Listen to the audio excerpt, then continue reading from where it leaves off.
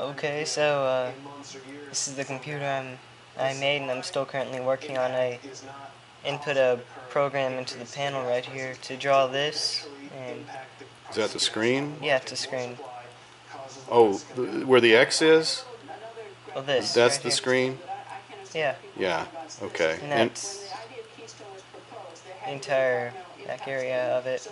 What were you saying? And so what's all that right there? This. Yeah, the Oh, cubicles with the yellow and red.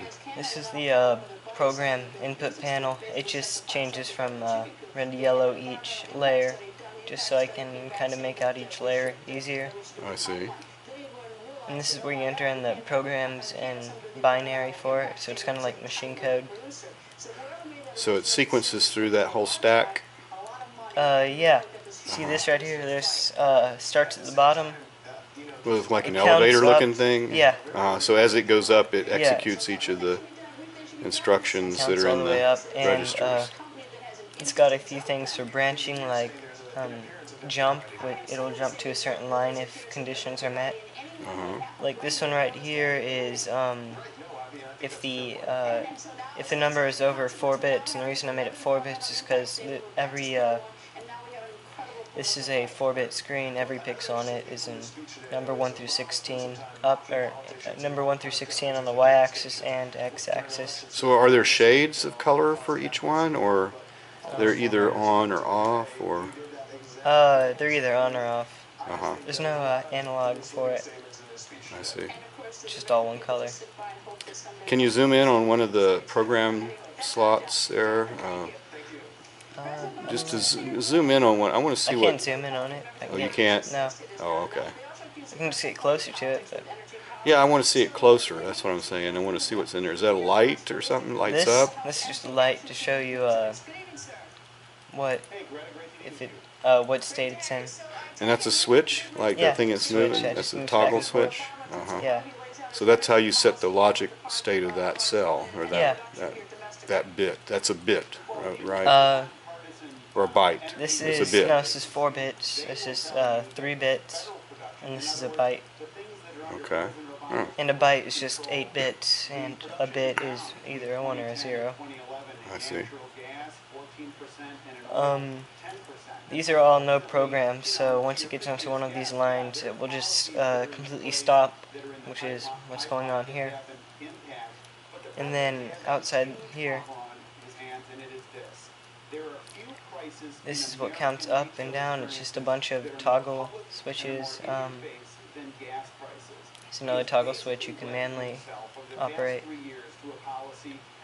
And this is just, this overwrites this, telling it whether you want it to run or not, because if this is off, it's going to run the entire thing unless it's on a no program. But if this is on, it will not do that.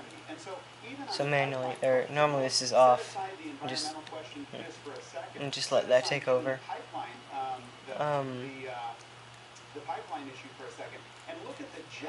These are just a series of D flip-flops which hold a bit of memory if the write is on. And when I made these, I made them modular so they could go right next to each other, except for this part. So I had to place something in between them.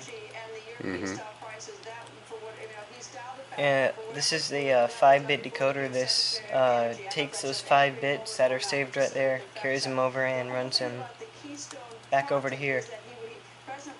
And that represents all 31, or 32 actually. 0 through 31. So is there a wiring bus? Yeah. Show me an example. Oh, right there. Yeah. Yeah. Those are 8-bit or 5? No, those are 8-bit. No, this is these each carry an 8-bit signal. It's just a way of compacting things. This holds 8 bits, this holds 8 bits, this holds 8 bits, and so on and so forth. But you're multiplexing some signals so that your data bits arrive sequentially, like in sequence, or I guess these are sort of, I guess you could call these more of a relay. They choose what signal needs to be relayed, but it's in a way it's more of a multiplexer than a relay, Okay. Hmm. and it just takes multiple signals and chooses which one to output. Which those signals are the five of them, the five registers, and these registers are over here.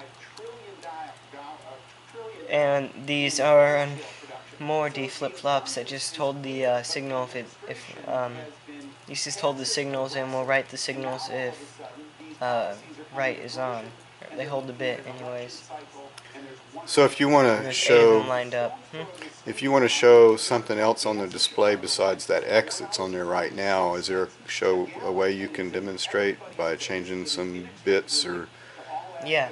Okay, let's see that. That will take a while. It's not a very fast computer right now. It used to be kind of fast, but it's slowed down with all the new things I've added. I see.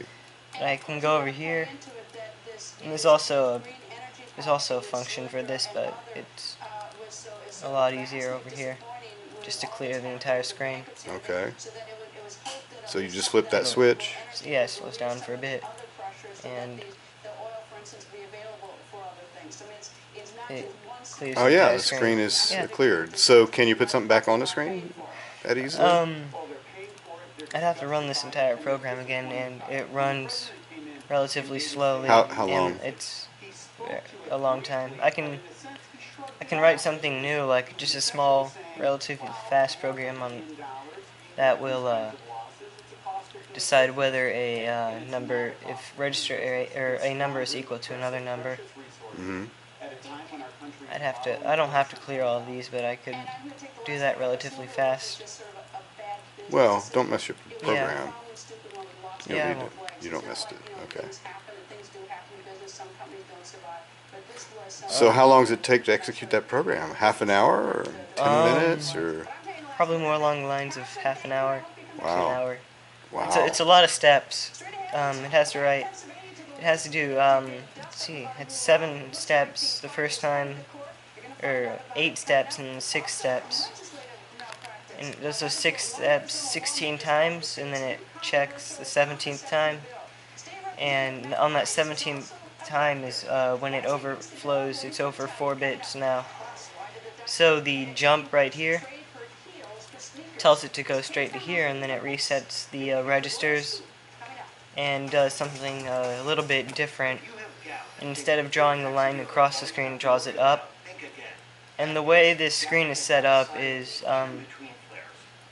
whenever it writes or it draws the line, and then it draws a line, and those two lines intersect. Where it intersects, it's basically, since it tells it to write there again, it will turn it back off. So what I have to do after that is, when that's finished, it jumps it to up here, and it just tells it to rewrite in that spot again, and it just moves on. The program ends. So how does the wiring get to that display? Because we were seeing the front of the display, but obviously the wires to each of those segments must go, and that's them. That's the wiring.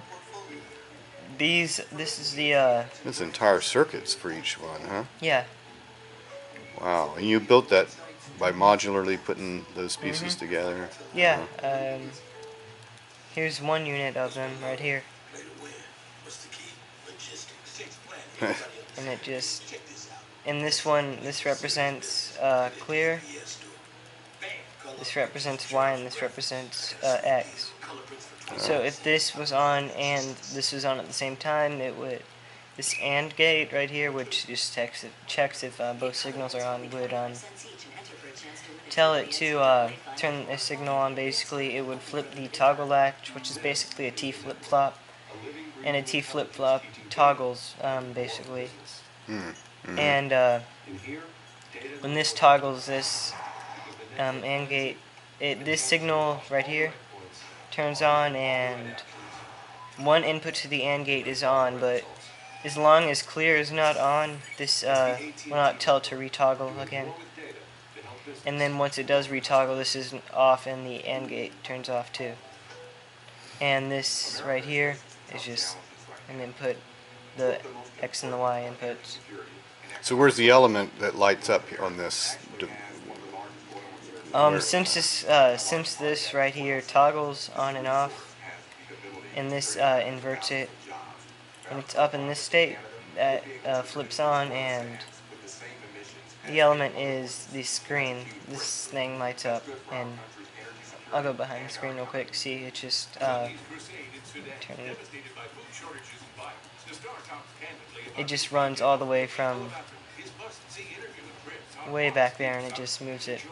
Just It's like fiber brings it optics or over. something. It's I guess it's the basic wiring in this game. It's all pretty much instant, except there's a 1 tick delay on each of these. And a tick is just a 20th of a second in this game. It's the cycle the game runs on. Oh. Okay, well, anyway, thanks for showing this to me. It looks pretty cool. Yeah.